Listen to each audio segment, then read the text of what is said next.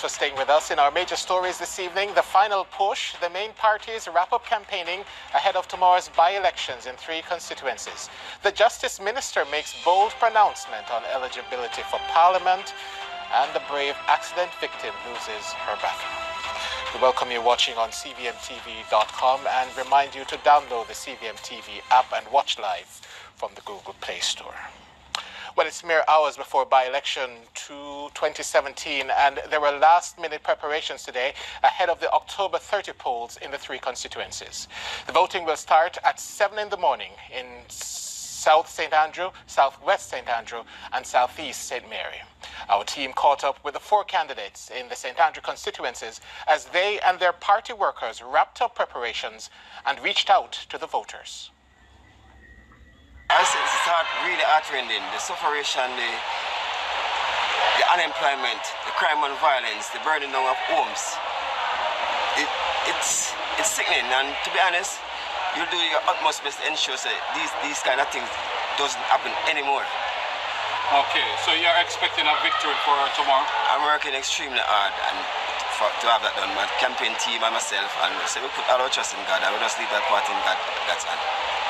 Thank you. I say win, lose or draw, we'll continue doing our utmost best same way, because to be honest, the entire constituency need an upliftment. I don't call numbers before an election. We know what the local government election results were, 6,000 odd. We know what the general election results were, 10,000 odd. And we are going out there, honestly, we are going out there, we have spoken to the people. We know that a by-election doesn't carry the same turnout as a general election. We know that, but we are going out there confident that we will be victorious and confident that we have done the job that we needed to do to have the results we need tomorrow. I don't want to try and put a number on it. I just think we will do well. We have put in a lot of effort to prepare for this, and the atmosphere on the ground is strong. The people have welcomed me here, and I think they want to give me a good introduction by a solid victory tomorrow. So that is what we're looking for. I'm a young man from the community, so I know what the struggles are. I understand the issues. I've lived it and I've survived it. I've survived those issues and become the man I am today. Therefore, the issues are the same basically today. I know how to handle them, and as such, that's why I am the fit person to represent the constituency. Senior members of the Jamaica Labour Party last night hurled attacks at the PNP as the heat intensifies in Southeast St. Mary ahead of tomorrow's by-election. Here's Nika Lewis with an update. The JLP was out with guns blazing, from Justice Minister Delroy Chuck to Minister without portfolio in the office of the Prime Minister, Daryl Vaz. As your Minister of Justice, let me say it plainly and authoritatively, no non-Jamaican get into our parliament.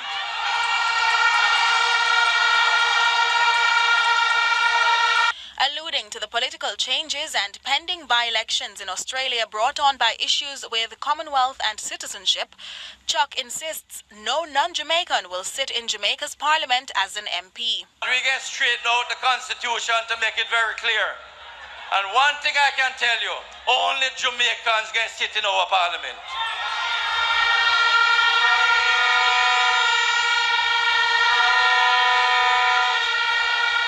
Labour rights, as I walk around here, Southeast St. Mary has been neglected. And after Monday, this government is going to make sure that Southeast St. Mary get the attention it deserves. But it was Daryl Vaz who further stirred the crowd, calling the PNP's president, Dr. Peter Phillips, bad-minded and incapable of being Prime Minister. Him a no Prime Minister, him a charter helicopter to come a St. Mary. You're too bad mind, my youth, you're too bad mind. You're too bad mind, my Listen me, listen me. My Prime Minister, our Prime Minister, your Prime Minister, have government helicopter where him never pay for. And guess what?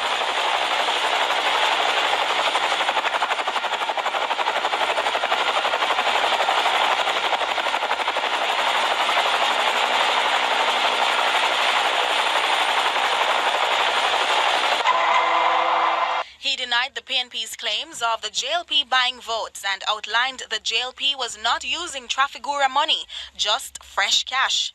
Fresh cash that he said was used to build a school in Enfield and improve the library for educational advancement. Vaz went on to attack the PNP's Damien Crawford, calling him a political reject. You know what Peter Phillips do with him? Him appoint him, not elect him. Appoint him as a senator. You know why? Because he's a political reject. And guess what? Him is an artificial dread. I don't think him ever burn a spliff or drink a Hennessy and boom. Nika Lewis, CVM Live. Meanwhile, the People's National Party held its final rally in Onoto Bay after a tour on Friday. The party continued to outline its plans for the constituency and for the country, while bashing the JLP and its St. Mary candidate. More from Irvin Forbes. The PNP Friday looking to seal the deal in Southeast St. Mary and bring home the votes. Despite the citizenship questions which have dogged the candidate, he was in a militant mood. Listen, we are Cuban revolutionary. Don't get me angry in here. We are not just going to build Southeast St. Mary. We come to build up Jamaica.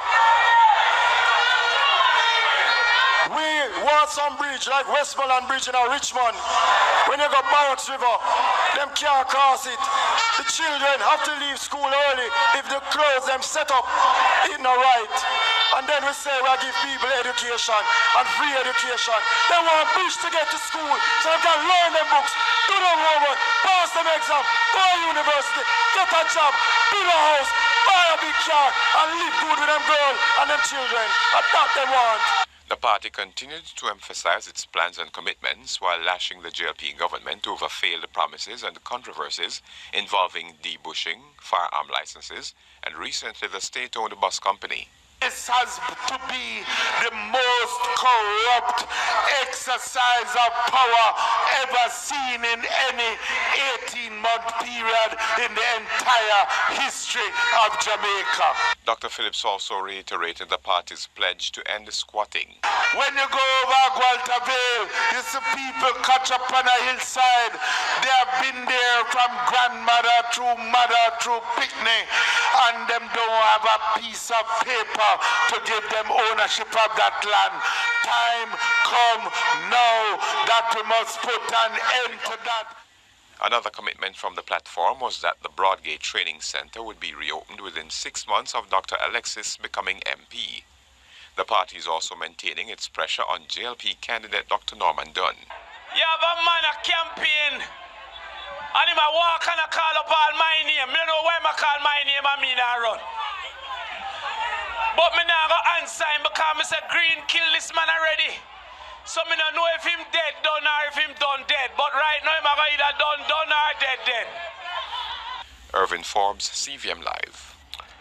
CVM Live brings to the fore the deaths of 2 elderly Jamaicans at the hands of people believed to have mental illnesses. The attacks happened in neighboring parishes almost 1 year apart. Here is Nika Lewis with an update on the tragedies. In December 2016, pensioner Elfreda Gomez of a Wakefield Trelawney address was chopped to death by a man said to be of unsound mind while waiting for her pension at the post office. Despite the intervention of onlookers, the 72-year-old would not survive. But what of her young attacker? Police in the parish indicated he would be brought before the courts where his fate would be decided. Gomez's daughter pleaded with the authorities to do something about persons of unsound mind roaming the streets. The government have to find some means and ways to put these people, not only to feed them, because they have a lot of feeding programs for them, but to put them somewhere so they don't come out to molest persons and you can walk freely, on the road and go about your business then. The mayor of Falmouth promised to introduce facilities to house and treat with persons of unsound mind, given the risk they pose to locals and tourists alike in the resort town. CVM Live is yet to receive an update on the proposed facilities. But almost a year later, and in neighboring St. Anne, 76-year-old gravedigger William Patterson had reportedly gone to dig a grave in the Ocheria Cemetery last week when he was reportedly stabbed to death by a younger male said to be of unsound mind. Both incidents have left relatives and concerned citizens angry, calling for safe spaces for the mentally unstable in society.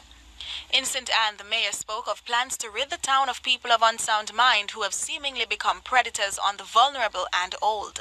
From the municipality's perspective is to build a drop-in center which will be open this month.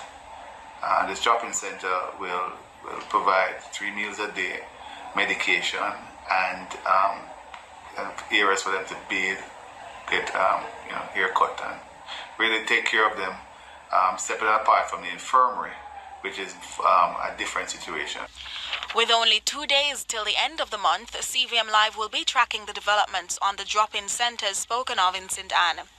It is still not clear what has happened to the attackers in both instances, but the issue facing at least 2 families now: what will it take before something is done, and whose beloved one may have to die before the authorities act to rid the streets of the mentally unstable? Nika Lewis, CVM Live. The president of the Court of Appeal wants Jamaicans to join members of the judiciary to agitate for developments in the court system. He was addressing a public education day at the Manchester Court. Brian Walker has more. President of the Court of Appeal, Justice Dennis Morrison, is urging Jamaicans to partner with members of the justice system to push for the development of adequate facilities, which will help the wheels of justice turn faster. We also need to agitate, not just for the preservation and the enhancement of this building, but to agitate for the development of more adequate facilities for our parish court judges to work in. It is nothing short of right what they are able to do in the conditions that they are called upon to perform, and I wish to salute them. We at the Court of Appeal are grappling with a similar problem at the moment. We are in facilities which it is by common understanding which are completely inadequate for the purpose which we are supposed to fulfill. We are doing it with a complement of judges which it is agreed at all levels is completely inadequate to do the job that we are supposed to do. Chief Justice Zayla McCalla adds that the rise in criminal conduct needs to be included in the discussion about the backlog of cases across the island. In St. James, recently concluded circuit, over 50 cases were disposed of in the circuit court. And now, of course, it hardly makes a dent because there are many more to be tried and many more coming into the system. In St. Anne recently, over 40 matters were taken off the list.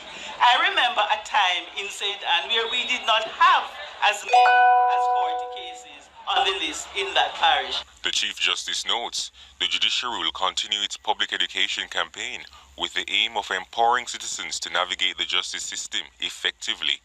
It was recognized that some members of the public, especially when they are representing themselves, are not aware of the steps that are to be taken when interacting with our courts. And there's a general lack of understanding at times of the protocols and processes that exist and must be observed when presenting matters before our courts.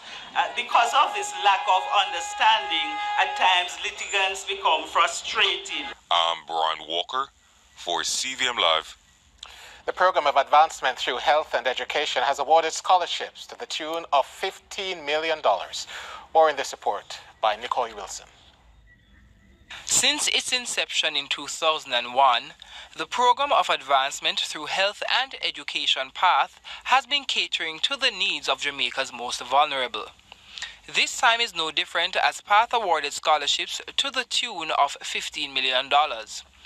Speaking at the PATH 15th Anniversary Scholarship Awards, Minister of Labour and Social Security Shahini Robinson spoke about the government's commitment to the program. this administration is committed to continue the investments in the PATH program so that families can be given the opportunity to be emancipated from dependence on welfare to a position of self-reliance and sustainable livelihoods. We recognize that by empowering the nation's youth and developing human capital, we will help to shape a better life for all Jamaicans. She also spoke about the school attendance patterns of PATH beneficiaries. Independent studies have identified that PATH students attend school more regularly and are more likely to move through the various grades at the secondary level and complete school when compared to other students that have similar socioeconomic status but are not on PATH. She said that since January, PATH has been engaged in initiatives geared at increasing the employability of its beneficiaries. Since January of this year, we have placed 600 PATH beneficiaries to engage in 3 months on the job training with an opportunity to be employed thereafter. A total of 17 PATH beneficiaries were awarded at the ceremony. Nicoy Wilson, CVM Live. Over 80 Jamaican youth in juvenile facilities island-wide are set to benefit from the introduction of the new PATH project to provide successful reintegration into society. The project is being launched with overseas assistance. Nick Lewis reports on one form of the initiative called Pitch It. It's what happens when opportunity meets preparation. The Organization of American States, OAS, and other international and local stakeholders, including the USAID, have embarked on a new path, promoting a healthy environment and productive alternatives for juvenile remandees and offenders in Jamaica.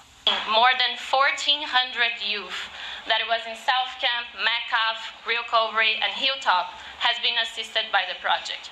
Working with Jamaican organizations and NGOs, we have trained and certified 789 young boys and girls in a range of courses that go through vocational training, remedial educational, behavior change, and return to mainstream education. On the other hand, for those that are more than 16 years old, we have focused on connecting them to economic opportunities, understanding that finding a job or to having an income, it's really important to prevent them from re-engaging in criminal behavior. A new path made way for an entrepreneurial initiative called Pitch It, Learning and Investing in Your Future. It seeks to provide economic empowerment to releasees from 4 juvenile facilities: South Camp, Metcalf, Rio Cobre, and Hilltop. Pitch It, now in its second phase, continues to make a positive mark on the youth with mentorship, micro grants of up to $500,000 towards launching the business idea, and more. 84 boys and girls have been trained in innovative ways of thinking about sustainable business for their community. 40 of them were selected to participate in the residential program that ends today. During the past 7 days, these young boys and girls here present have worked hard to put together their business plans.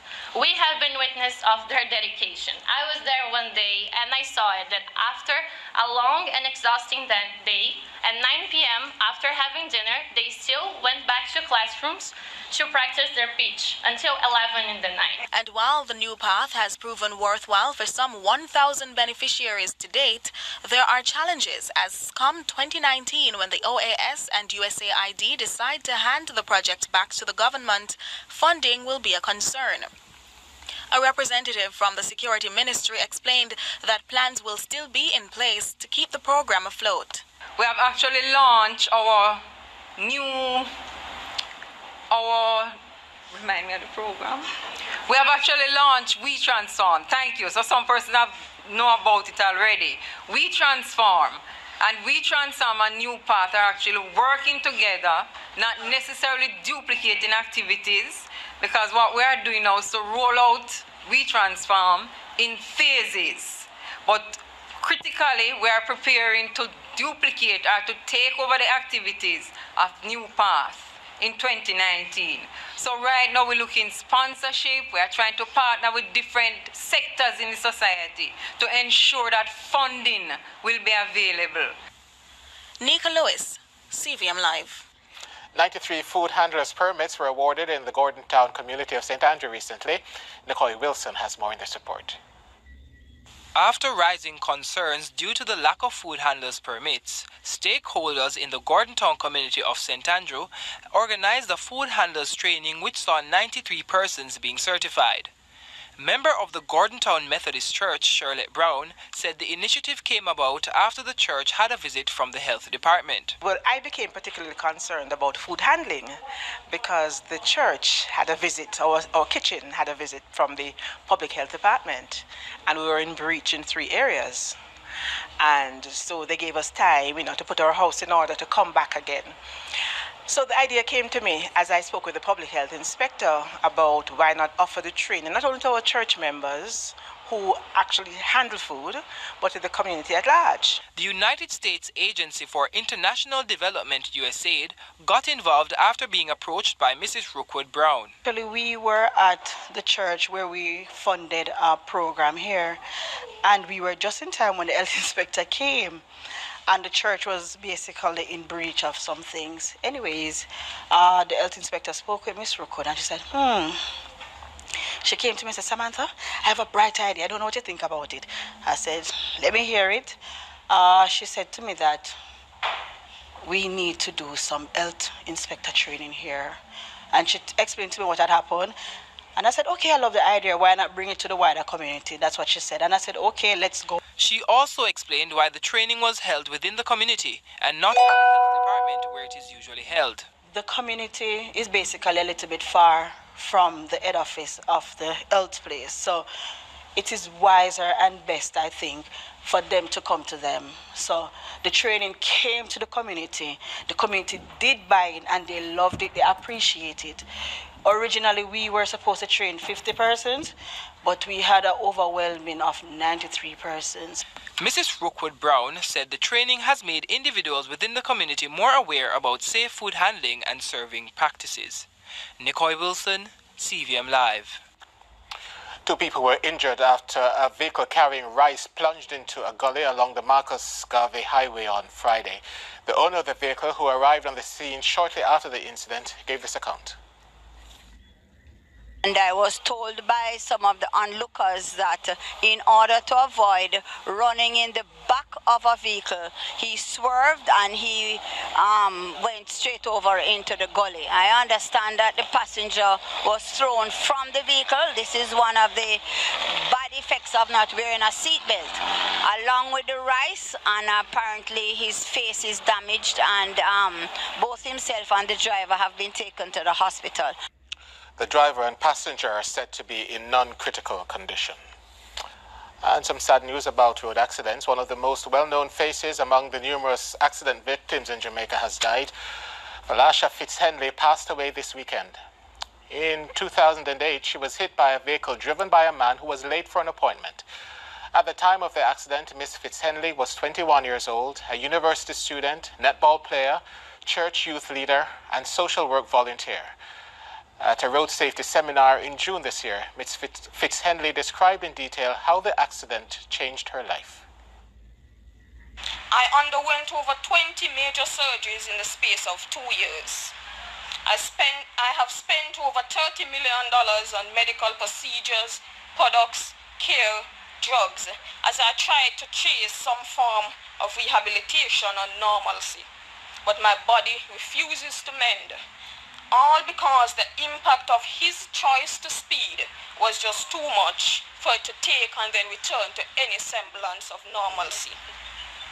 His choice to speed has taken from me the memory of what it is like to not be in severe pain. It has taken from me my right leg, my independence, my dreams, many of my joys, my ability to have a normal life, and on some days, even my very sanity. This is CVM Live. We go to the break ahead of news from overseas.